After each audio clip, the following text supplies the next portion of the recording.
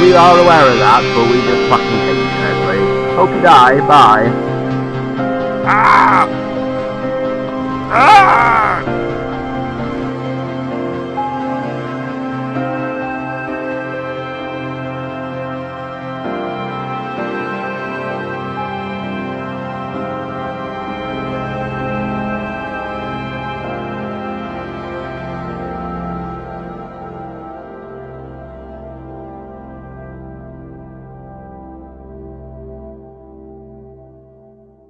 So today we're going back to the year 2003, probably the most interesting year as far as video games go, as it was a time in which developers were desperately throwing anything at the wall and seeing what stuck. This was the year that brought us Zapper, Dog's Life, and a game in which a bunch of cute farm animals pick straws to decide which one of them is going to be the bitch for a Friday night gang rape. Yes, that is real, and yes, I will cover it someday. Anyway, today we're going to be looking at My Street, a game with a concept that's just as fun as it sounds. Actually, it's a bit more fun than it sounds, but whatever. You're a new kid on the block who moves into a cul-de-sac neighbourhood that looks like the set of a cancelled Cartoon Network show. This game honestly reminds me of the show Ed, Edd and Eddy, with its setting and huge cast of colourful characters, most of which are pretty much stereotypes. What the game doesn't tell you is that you're the messiah who has come to save the cul-de-sac, and the kids living in it from the resident bully and his extortion racket. As I said, this game doesn't tell you this until the very end of the game, as this would ruin the surprise of the horrendous beginner's trap that secures a bad ending with the first time you play this. We'll get to that later. So, we start off with this character creation system, and it's at this point that I realise that this is more or less a kid's version of Saints Row. You can cross-dress and have unspecified genders, which is pretty odd for a game made for kids in 2003. But hey, if this game is LGBTNOPNRGSKLEJFNARK friendly, then I guess it was years ahead of its time.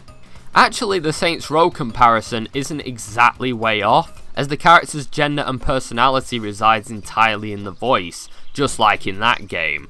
This means that you can make them look 100% like a boy but give them a girl's voice, exactly like Saints Row.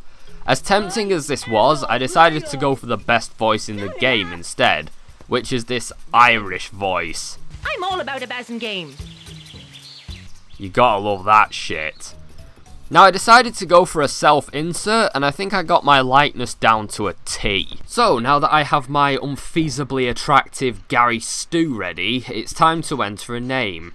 I like this keyboard thing, despite it being a little odd at first glance and kind of difficult to get used to. You quickly see how it's suited to consoles. You just move the analog stick in the direction of the letter cluster and press the corresponding button, which is way easier than that shit that PSN has you do. So the game opens up and you're told to suck up being moved to a new neighbourhood and go out and make friends so that mum can go back to drinking herself to near death whilst masturbating to pictures of Charles Styles on the web. Now, I've faced a lot of evils during the course of this show, like the devil, but this mum is by far the worst of them. She's an absolute pain in the ass, and she only exists to bollock you and stop you from making any progress in the game, and I want her to die. Anyway, I'm now off on my odyssey through the cul-de-sac of little sense, a world in which farms and beaches can be like 12 feet apart from each other. The geography of this neighbourhood is pretty fascinating to me.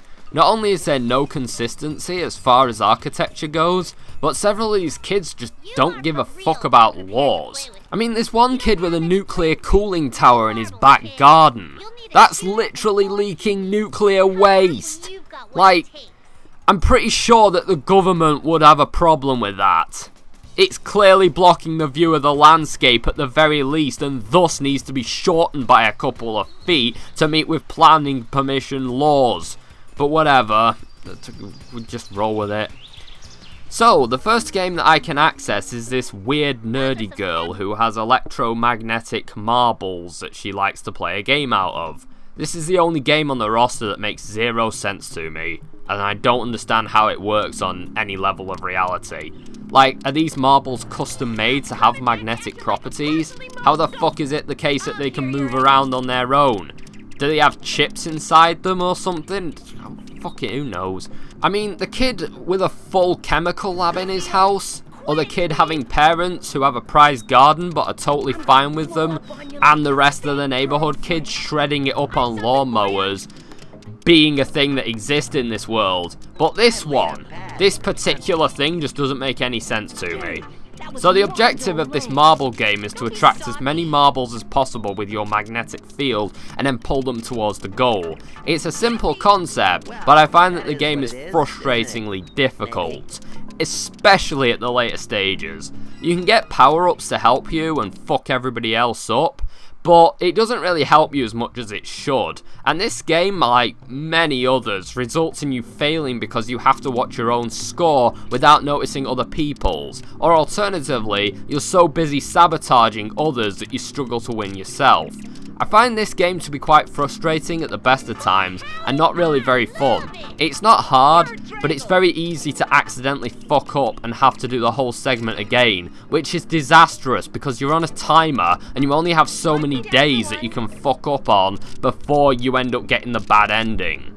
You have to do all of these games in order, so it's not like you can just ignore this or come back to it later. You have to ace this game. Upon acing the game, you get an item that allows you to do the next game, so that basically each game unlocks another, and another, and another, until eventually you access and play the bully's game, and thus defeat him once and for all. Already you might realise that this setup makes no sense, but I'm going to go into detail about that a little later. So, after getting through the marble game, I'm told that I can now play with her toys. Now, considering that these characters are meant to be children, I'm really not sure if I should be making any jokes about this. However, I can't access the toys because, well, they aren't in my inventory, and the game didn't do me the courtesy of showing me them on camera, so I have no idea where they are, or what significance they are to accessing the next area. So the next day, I go to my next door neighbour's house, dressed as a sex offender. Really living up that self-insert thing, you know?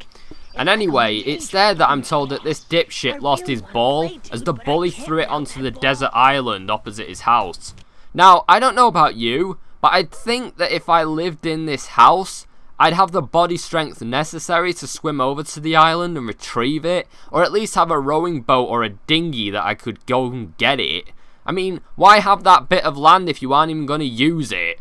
So, I decide to throw caution to the wind and make a break for it. I selflessly jump into the water and swim across the abnormally large pond, I guess, and begin the horrendous trek across these calm waters with no visible wildlife dwelling in it.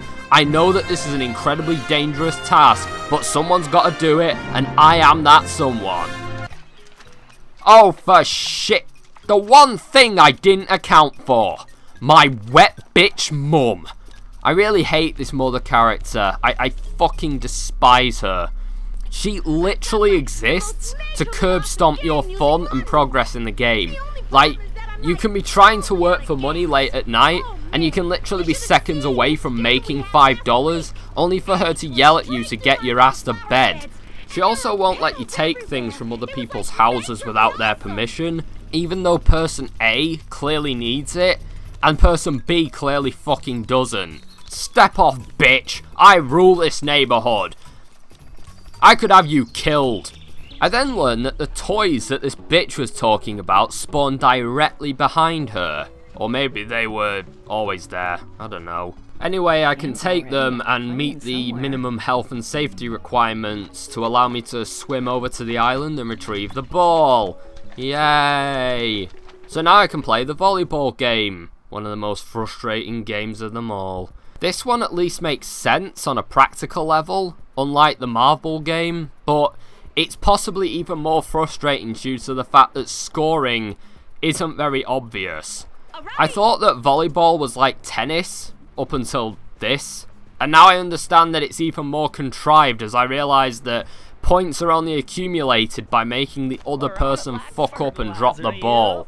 So the deciding factor of this game isn't so much your skill, but your opponent's lack of skill. Okay. It's at this point that I realise that the game has some oddly sexual dialogue. Like, if these weren't child characters, I wouldn't assume that there's a double meaning there. Like, I know that they were talking about a rim job here, but I have no idea. We'd certainly like to clean your plow for you. Oh, I got it! Me! Maybe they're all just early bloomers, I don't know. So, the volleyball game is fine, I guess, but it goes on forever. As I said, the deciding factor is whether or not the opposing team fucks up, not whether or not you can actually hit the ball over their heads and hit the floor. This makes it even more frustrating when your AI partner shits itself and either doesn't pick up that you're letting it go for the ball, or alternatively, sometimes deliberately sabotages you. What was I supposed to do with that? So eventually I beat the volleyball section. Yay! Thank fuck I don't have to do that shit anymore. Anyway, I'm rewarded with the passcode to the science lab where the evil genius science kid is waiting for me. His minigame is very much like I remember Dr. Mario being. I could be wrong though, so if I am, sue me, I don't give a shit. So, you basically have a group of bunched up chemicals, and then you have to blast them with a laser. It's actually a pretty challenging game and rather fun. The only thing that I don't like is that there's this sort of cryo bomb that you get, which is very easy to miss but basically allows you to sabotage other players by freezing their chemicals. And as anyone who has a D grade in science, like I did, knows, chemical reactions cannot happen below 0 degrees. Thus, this stops the affected player from making any chain reactions and thus causes their vat to get full of shit, and it eventually breaks. Now, what I didn't realise is that most of your chances of winning come from where you place your cryo bomb, as all 4 characters just leave theirs in one particular place. Yellow is always targeting you, green is always targeting yellow, and blue is always targeting green. It's like a really geeky Mexican standoff. Or a standoff as they'd call it in Mexico. Blue is usually the best NPC of the 3, so what you want to do is help blue target green. That means that the 2 best players are now working against the worst. Then you move up and sabotage the 3rd best, and finally you just sort of sabotage each other. This is the best way to secure a victory, as doing it any other way has a high chance of everyone just ganging up on you and then you're just fucked. If you do manage to beat the science stage, you unlock the next mini-game, which is Lawnmower Races. This one is pretty forgettable. It's reasonably fun, but at the same time it's kinda lacking in anything to complain about or praise. I like how it's a racing game in which the main objective is to collect points though. Pretty damn original concept, I have to confess. I haven't seen that many racing games that do this. I understand that I'm not exactly a connoisseur of racing games though, so if you open up a whole closet full of games that work this way and point them out to me, I will gladly throw my hands up into the air and admit that I'm a fucking idiot. After beating this Lawnmower Racer section, you get these shears, and this is the only thing that's not entirely obvious when you should be able to use it. It turns out that it gives you access to this area behind your house, which is blocked off by some conveniently placed vines that stop you from accessing this area. It's at this point that the game begins to have some very dark undertones. As you make your way towards the back of the woodland behind your house, you see that it actually leads to an abandoned little shack that says, Clubhouse. It's at this point that I begin to ask a lot of questions. Why is this clubhouse abandoned and shunned from the rest of the world? Why do none of the kids talk about the clubhouse? Is it even from their generation? Or did something really bad happen that caused them to blank it out of their memory? Why is it behind your house specifically? Isn't it a little suspicious that this creepy ass shack is only accessible via your house? Maybe the kids don't go there anymore because it's tied to the previous owner of the house. Maybe the previous owner suffered a terrible accident here that traumatized everyone on the street and thus caused them to abandon this clubhouse and pretend that it never existed. Was the clubhouse owned by the bully? Could it be the bully that was once the head honcho of this town and lived long enough to become the villain? It would explain why his dog's chew toy was left lying around and why he spends all of his time inside. Maybe he can't face what he did to his former friends and the resident of your house. Maybe your mother once lived here and that's why she's desperate to sabotage you before you make the same mistakes that she did. We will never know the answer to this mystery until someone writes a creepypasta about it, but I think that's a-okay with me, as the creepy undertones imply something just enough that this looks like some serious shit has gone down. This looks like the kind of atmosphere you'd get when you put in some creepy ghost children laughing and playing, like they did in Half-Life 2 when you approach the abandoned playgrounds. Anyway, by now you think that this is the final step before you confront the villain, and if you think this, congratulations, you have failed, and now you've earned yourself the bad ending of the game. Nice going! Now go away and dedicate another 4 hours to this game to see the good ending. So by now you're thinking, oh for fuck's sake, just tell us about the shit curveball, you cunt! Okay, fine. Fine, just calm your tits, okay? I was just about to get to that bit. So, you might notice the farmhouse next door. A farmhouse that I haven't visited yet. Well, that farmhouse is your neighbour who has their own minigame. This minigame requires you to feed chickens and leave a trail of metaphorical breadcrumbs, allowing you to lead chickens back to your coop. Be careful not to let the pigs to them or else you're fucked. This is one of the best examples of a minigame where it's easy to fail by paying too much attention to either yourself or the enemy. It's not about how well you play, but how good you are at sabotaging everybody else. It's like the science game, but without a clear method of victory. If you do this incredibly difficult and frustrating game, you earn the right to work. And this is how you make money. Money that you need to unlock the final minigame. You earn $5 a day by doing 3 farm chores, which all take fucking ages as they're fucking tedious. And they're all mind-numbingly simple tasks. Except for this cow one. Seriously, fuck this cow! Just get outside the barn, you piece of shit! You need to earn about $30, so if you start doing this too late, you'll never work the full week necessary to afford the race car for the RC Championship. Even if you do by some miracle, you still have to account for the possibility that you will lose on some of the harder levels. You also have to play the final minigame, so you should secure at least 3 days for these 2 minigames alone. None of this is possible if you start working on the 17th or the 18th of August, as the deadline is the 24th, which is the day that the game ends and you get the shit ending. So doing this 6 times is mandatory, and I swear that this takes about 15 minutes to half an hour of the game's overall runtime. It's definitely the least fun part of the game, and it simply exists to force people to do a second playthrough who aren't knowledgeable about this pothole. Anyway, you can now buy the RC car after wasting a fucking hour of your life, which unlocks the racing game. The racing game is more or less the same as the lawnmower one, but it's based on position rather than points, so you can now only win by coming in first place.